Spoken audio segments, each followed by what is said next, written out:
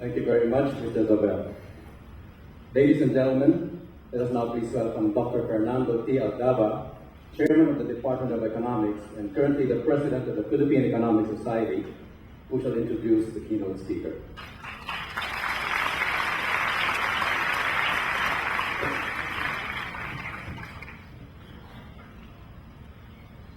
Good afternoon.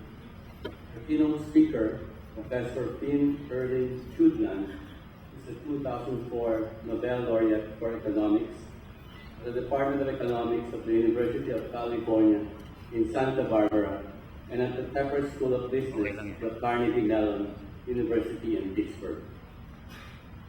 Professor Kydland received his BA in Economics from the Norwegian School of Economics and Business Administration and his PhD in Economics from Carnegie Mellon University.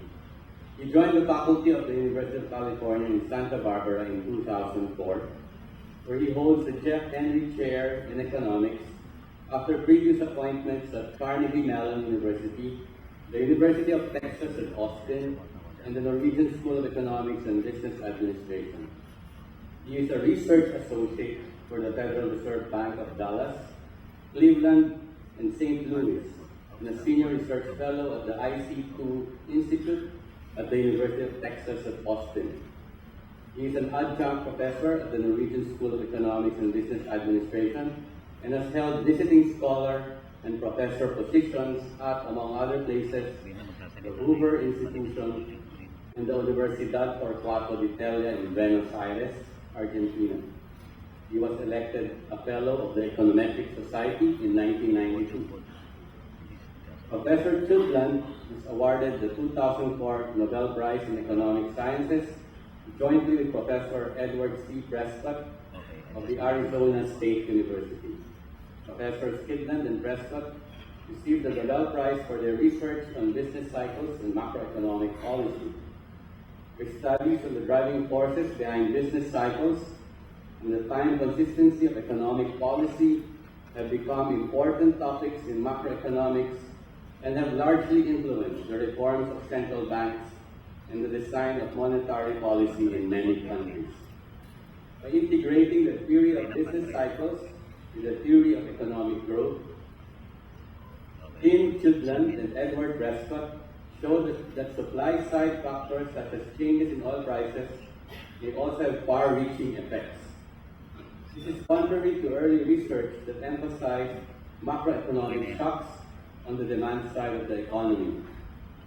Professors Kydland and Prescott laid the groundwork for more robust models of business cycles by regarding them as the collective outcomes of countless forward-looking decisions made by individual households and firms regarding consumption, investments, and labor supply.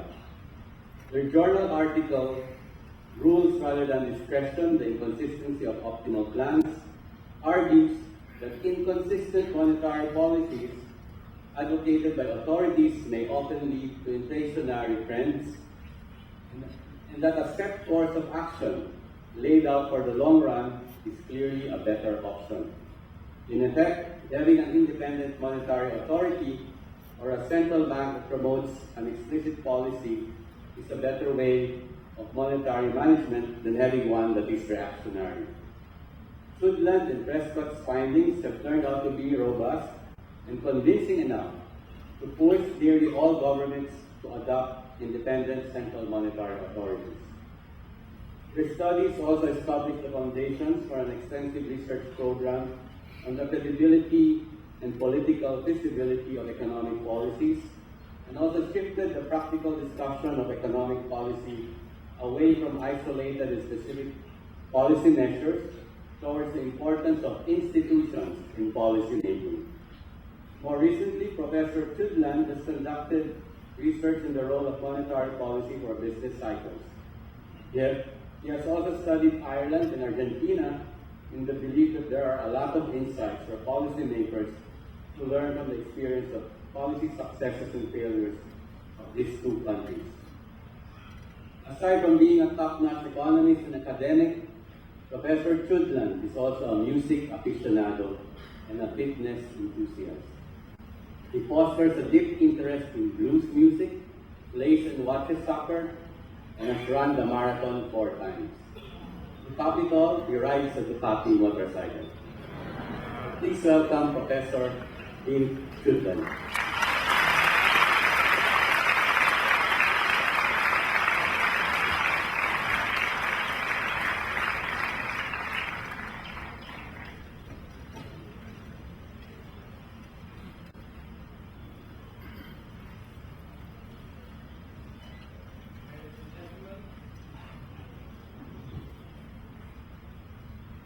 Good afternoon.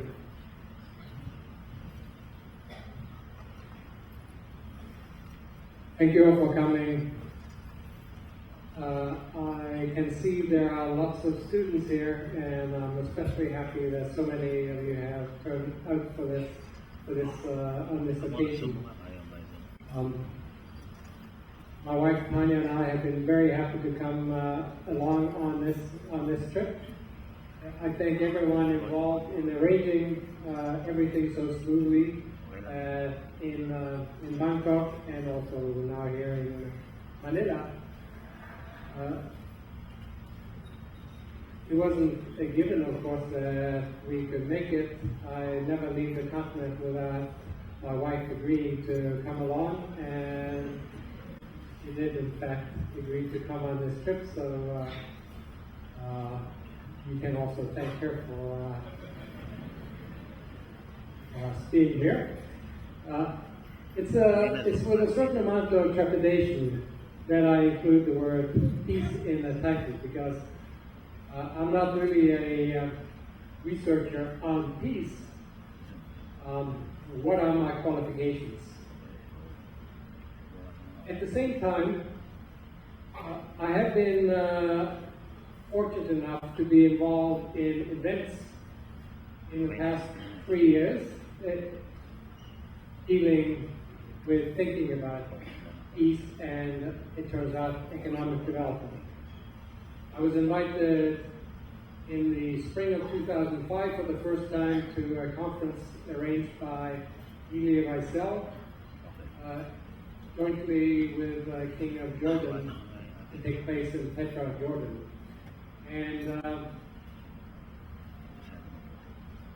we have been there again the following 2 years, and the 4th annual conference will take place in June of this year. At this conference, primarily for Nobel Laureates, but other experts such as higher government officials and otherwise, we're divided into 4 groups. By the way, the typical title of this conference is either Saving the World, or last year it was called Building a Better World. At this conference, we've been divided into 4 groups, and I've always been in the group on economic development.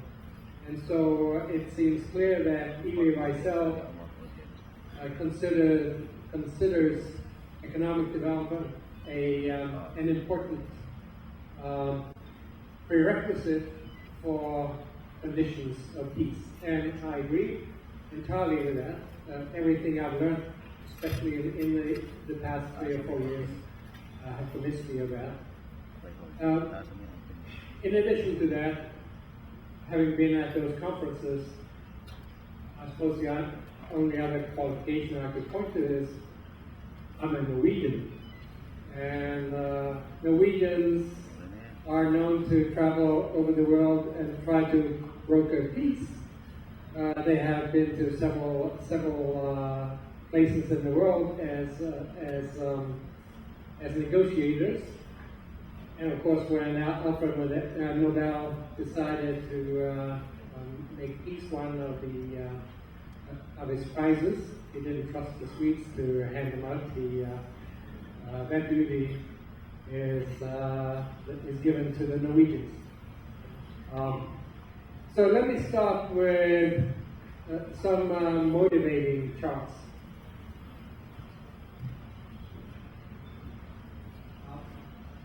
It seems like kind of an idiosyncratic collection of countries. We have real GDP per capita for a number of countries. The top one is a natural benchmark, the United States, a few other countries, covering the period from 1950 to about 2005. It's a tough problem to make GDP per capita comparable across countries with different currencies or different purchasing power of the currencies. These numbers are taken from so-called World 10 tables from an organization that has done their best to make the numbers comparable across countries. There's always debate about how comparable they are, but for my purpose, it doesn't really matter. For my purpose, it's the big differences across some of these tables or some of these numbers that are illustrated. And you'll see, for example, well, I have put the Philippines in among these tables. The Philippines, I don't know if everyone can see this dot. Can you see the dot in the back? Otherwise, no point in using it. But here's the Philippines. Not much up and down in that picture, so it doesn't seem like the business cycles have been so pronounced. There was a bigger fluctuation in the country from which we just came, Thailand, where there was a big drop in the after 1997. The thing to say about the Philippines, I suppose, is one would wish this curve to be steeper.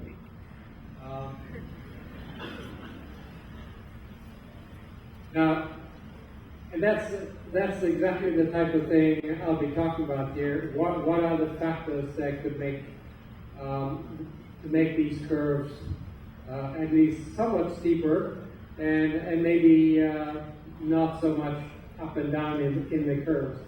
One country you may make a note of is this teal-colored curve.